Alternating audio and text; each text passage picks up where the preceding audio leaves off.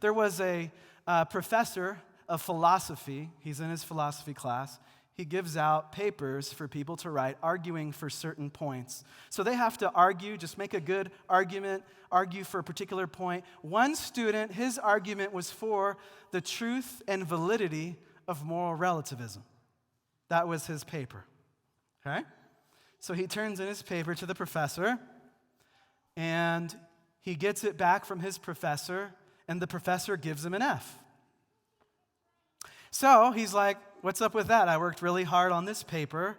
I followed all of the directions, and I argued well. So he emails his professor and says, I want to meet with you. So he meets with his professor that gave him an F, and he says, hey, why did you give me an F? And he says, because for me,